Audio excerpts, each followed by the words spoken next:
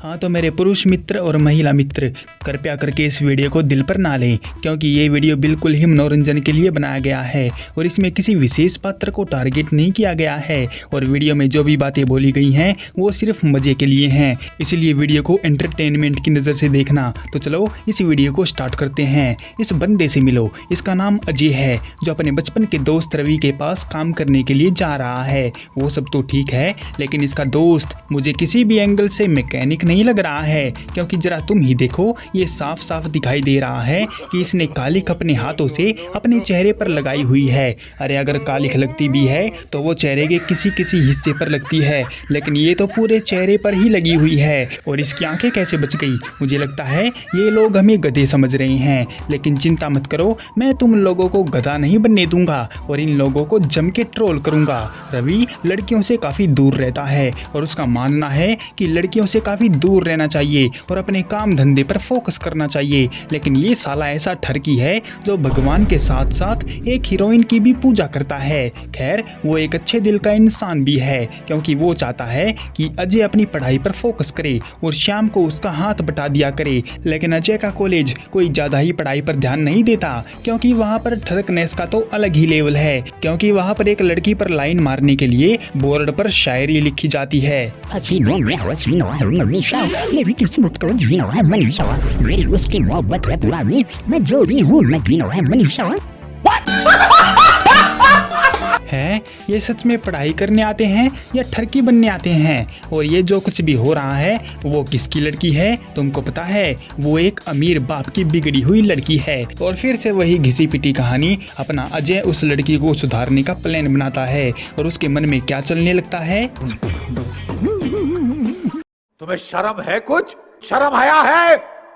बिल्कुल ऐसा ही। इन सालों का पता नहीं इनके अंदर ऐसी कौन सी चुल मच जाती है कि सब काम इन्हीं को करनी है। लड़की के लिए फाइट भी यही करेंगे, लड़की को इम्प्रेस भी यही करेंगे और लड़की के साथ प्रेम गीत भी यही गाएंगे, जबकि बाकी लड़के दूर नल्ले बनकर खड़े रहेंगे। और उनकी फाइट उसकी तो पूछो ही मत, क्योंकि जो मोटे मोटे लड़के डंडे लाठी लेकर खड़े होते हैं उनको भी ये हमारे मेन कैरेक्टर प्लॉट आर्मर पहनकर धूल चटा देते हैं। वाह वाह, मतलब एक जवान लड़का दूसरे जवान लड़के के साथ फाइट करता है और उसकी टक्कर बराबर की होती है, तो उस फाइट में एक आम लड़के की फटकर हाथ में आ जाती है उसको हराने के लिए। लेकिन यहाँ पर तो 4-5 लड़के भी मिलकर एक डेढ़ पसली को दबोचने में नाकामयाब रहते हैं। नहीं मतलब कुछ भी, तुम फिल्म के हीरो हो तो क्या तुमको वो अथॉरिटी मिल गई कि तुम कोई भी इलॉजिकल हरकत करोगे और लोगों को बेवकूफ बना दोगे? खैर छोड़ो, अजय लड़की को जलाने के लिए उनके दोस्तों को अपना बिहेव दिखाकर फंसा लेता है और उन सबको चटा देता है। अबे साले, सॉरी। मेरा मतलब अचार, उनको अचार चटा देता है। ये देखकर लड़की जलस करने लगती है और उसको भी चाटना है।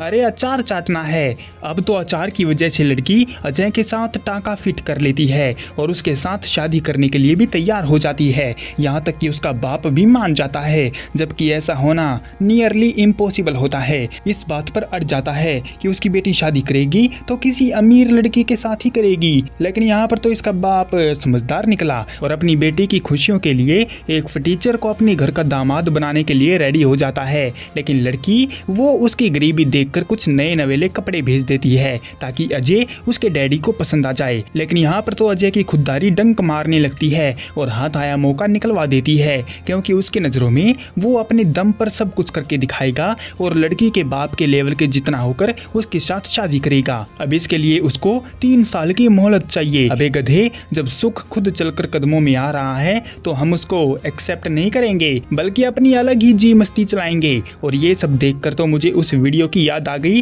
कि ये जो गरीब होता है साला, ये अपनी आदत से गरीब होवे। अब यहाँ पर एक बात मुझे बताओ भाई, तुम ऐसा कौन सा ही बिजनेस कर लोगे जिसमें 3 साल में झंडे गाड़ दोगे? नहीं, सोच कर देखो, तुम एक गरीब से लड़के हो, तुम्हारे पास ज्यादा पैसे नहीं हैं और ना ही बिजनेस करने की नॉलेज है। तुम अपने घर और खेत को गिरवी रखते हो और 30 लाख रुपया कर्जा लेकर स्पेयर पार्ट बनाने का बिजनेस करने लगते हो। और तुम्हारी किस्मत देखो, वो स्पेयर पार्ट बनाने वाली कंपनी 1 साल में चल भी जाती है और इस बस 1 साल में तुम लड़की के बाप के लेवल के जितने भी हो जाते हो। नहीं मतलब वाह, बहुत बढ़िया। अगर इस स्पीड से प्रोग्रेस होती रही तो तुम तो भाई 5 साल में ही अंबानी को टक्कर देने लगोगे। फेंकने की भी हद होती है यार। नहीं मतलब मैं एक कॉलेज वाला स्टूडेंट हूँ, मुझे बिजनेस के बारे में घंटा मालूम है और ना ही मुझे कोई एक्सपीरियंस है और ना ही मैंने कुछ सीखा है। इस हालत में प्रोग्रेस में कितना समय लगेगा? चलो इसको थोड़ा डीप में समझाता हूँ। शुरुआती पहले से 6 महीने ये केवल सेटअप और सीखने का समय होता है।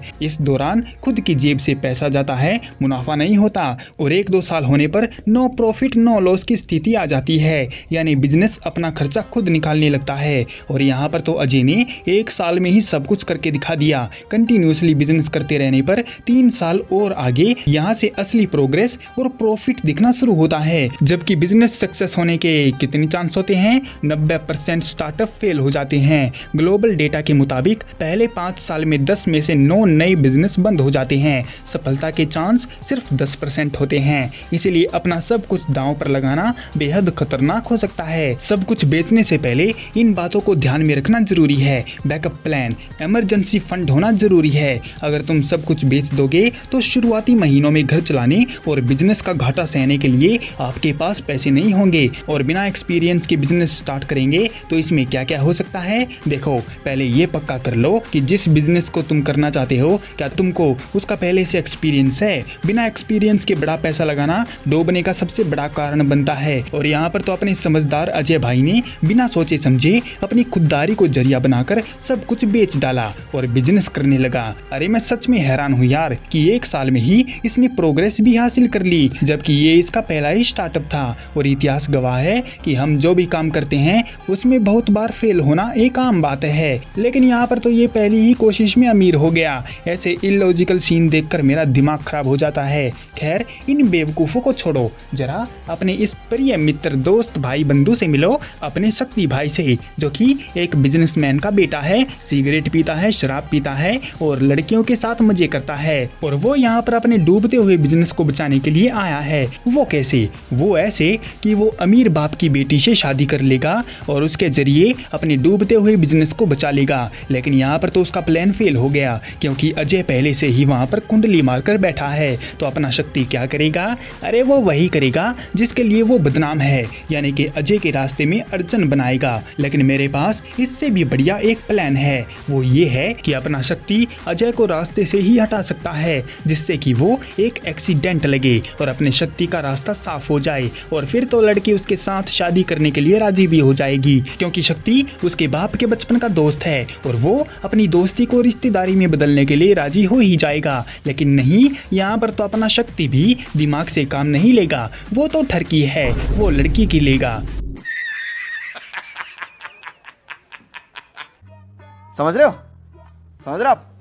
अरे मेरा मतलब परमिशन लेगा ताकि उसको अपने प्राइवेट बंगलों में घुमाने फिराने के लिए ले जाए। लेकिन लड़की उसके इरादे समझ जाती है और उसको दिए बिना ही वहाँ से भाग जाती है। अरे भाई क्या दिए बगैर भाग जाती है? अरे बंगले में घूमने के लिए 7 दिए बिना भाग जाती है ठरकी। अब इस पटाखा लड़की से मिलो। ये लड़की रोज मंदिर में आती है और पूजा पाठ करती है। इसकी टक्कर रवि की माँ के साथ हो जाती है और रवि की माँ को ये पटाखा पसंद आ जाती है। देखो इसकी शक्ल तो देखो, कितनी सती सावित्री भोली भाली सीता जैसी लग रही है ना? ठीक है, वो मैं तुमको आगे बताऊंगा। अब तो बुढ़िया उस पटाखा को अपने घर की बहू बनाना चाहती है और अजय इस मामले में बुढ़िया का साथ देता है और रिश्ते की बात लेकर लड़की के घर पहुंच जाता है। और जो लड़का लड़कियों से दूर रहने की बातें किया करता था और बोलता था कि लड़कियों से तो इतनी दूर रहना चाहिए कि जैसे कोई कोढ़ की बीमारी से रहता है, तो वो अब यहाँ पर क्या कर रहा है?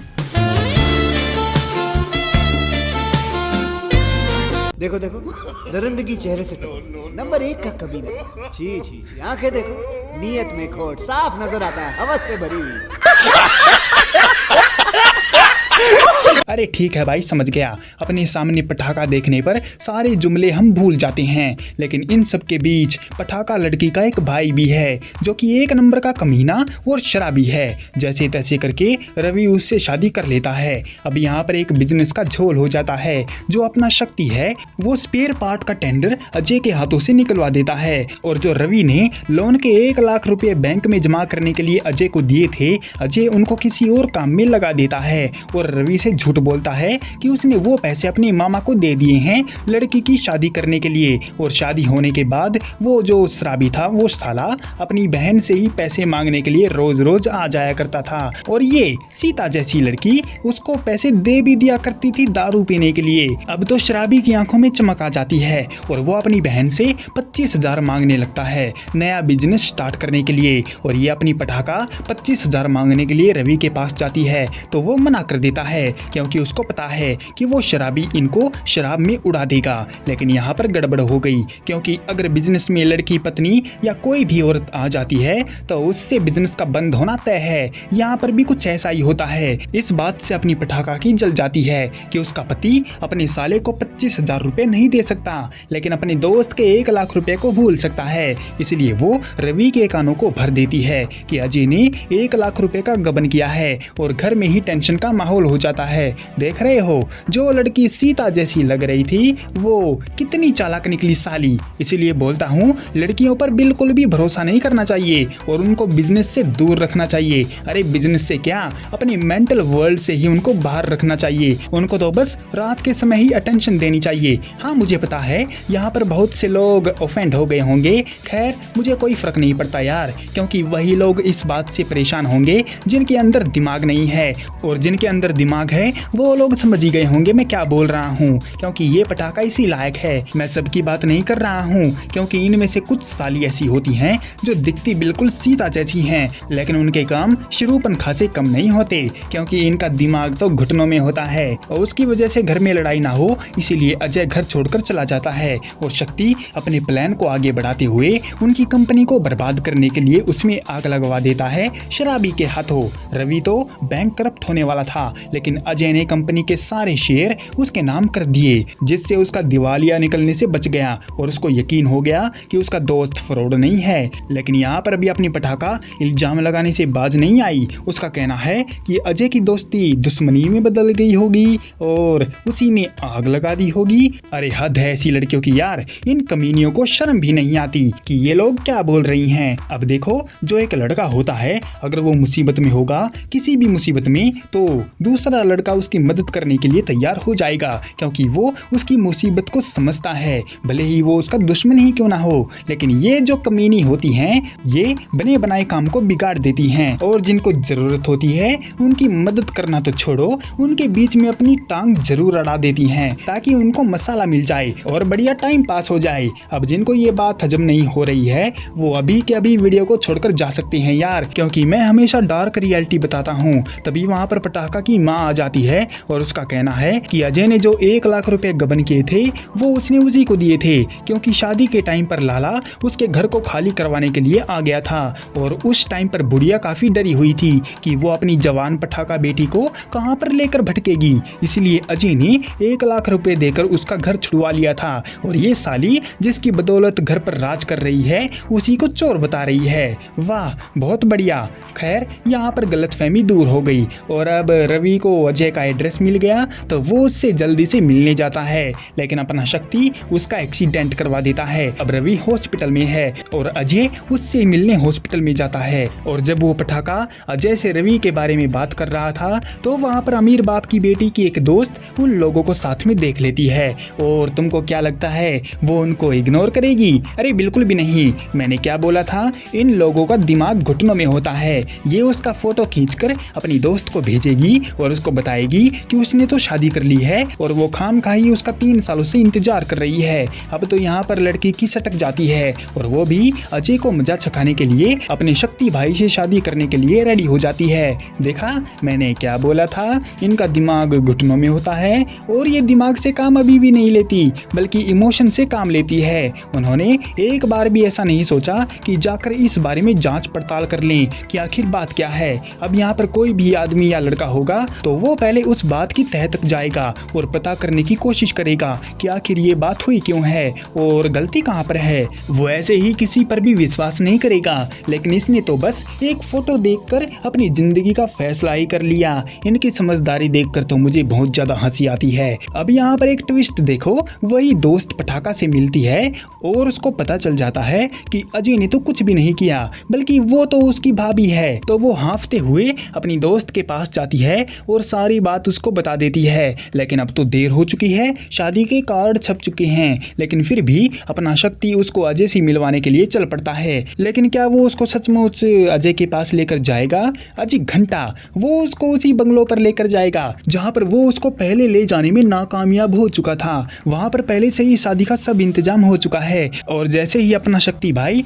उसके साथ 7 फेरे लगा पाता, वहां पर फिर से अजय टपकता है और वो ऐसे ही नहीं आता बल्कि वो स्टाइल मार कर आता है। देखो देखो कैसे ऊपर से कूदी मार रहा है। अगर साइंस की माने तो कोई इंसान इतनी ऊंची से कूदी मारेगा तो उसके बॉडी का कोई ना कोई ऑर्गन तो जरूर डैमेज होगा, लेकिन यहाँ पर तो कुछ भी नहीं हुआ बल्कि अपना अजय तो खूब मार पिटाई करता है और सभी गुंडों को हरा देता है। अरे वाह कितनी बढ़िया मूवी है। अब क्या देख रहे हो, लास्ट में तो ये अपनी ऑडियंस को ठरकी बनाकर मूवी को एंड कर ही देंगे। हाँ तो हमने आज की वीडियो से क्या सीखा कि 400 IQ वाली लड़की की बातों को सर के ऊपर से गुजार दो और उनकी बातों पर ज्यादा ध्यान ना दो और मूवी से इंस्पायर होकर कभी भी बिजनेस करने की मत सोचना। अगर तुम्हारे पास बढ़िया बैकअप है तो करो ना यार, कौन मना कर रहा है। लेकिन अपना सब कुछ दांव पर लगाकर सब कुछ किस्मत के भरोसे छोड़ दोगे तो तुमसे ज्यादा समझदार तो शायद ही धरती पर कोई होगा। अब इससे ज्यादा बकवास मैं नहीं कर सकता। फिलहाल के लिए इस वीडियो को यहीं पर एंड करते हैं, मिलते हैं किसी और बकवास मूवी में, तब तक के लिए सायोनारा।